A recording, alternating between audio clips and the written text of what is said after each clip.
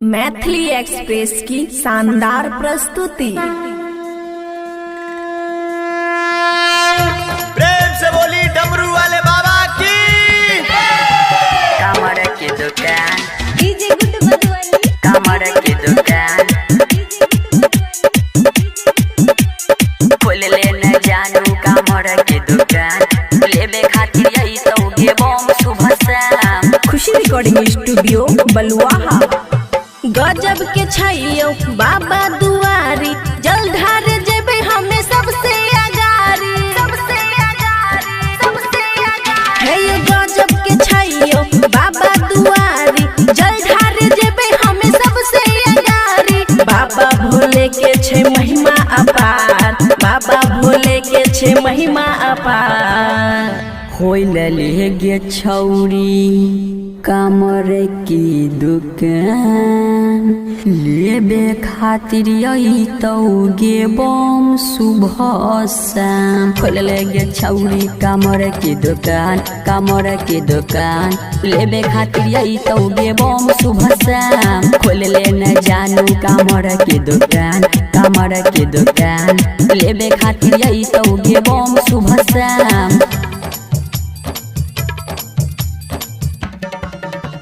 बाबा हो DJ Guddu Madhubani, DJ Guddu Madhubani, खोल ले न जानू कमर की दुकान, कमर की दुकान, कमर की दुकान लेबे खातिर यही तो गे बम सुबह शाम। जल्दी से कर जन तैयारी जइबै जे बाबा दुआरी। पहला सोमवारी में जान गए जल ढारबै सबसे अगारी, जल ढारबै सबसे अगारी। एतो से जेबे ब्रह्म स्थान, ओतो से जेबे कुशेश्वर स्थान। कुशेश्वर स्थान में जल ढारबै, बाबा भोले के पुकारबै।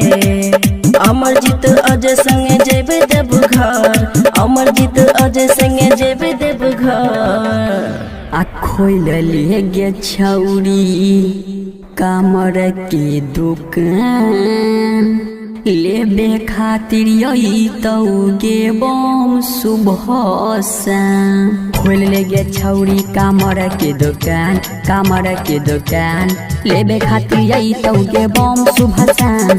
खोल ले न जानू कमर की दुकान, कमर की दुकान लेबे खातिर यही तो गे बम सुबह शाम। कमर की दुकान, कमर की दुकान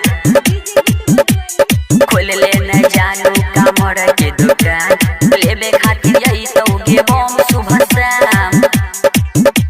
खुशी रिकॉर्डिंग स्टूडियो बलुआहा। बतिया हमर जान मन ले नैन ले सावन के सामान गे। पहला सोमारी में जान है गे ले तो बम सभे सामान गे, ले तो बम सभे सामान गे। हे यो बाबा के छे महिमा अपार, जल ढारे सब सोमवार। शिवा आदित्य के संग में जल ढारे जेब देव घर में। मंटू ने राजेश दोहो बाबा पे ध्यान, मंटू ने राजेश दोहो बाबा पे ध्यान। अमानी है गे जान बाबा भोले से दुआ। आ दुल्हा जे मिलतौ गे तोरा निकहा। मानी है गे जान बाबा भोले से दुआ, भोले से दुआ दुल्हा।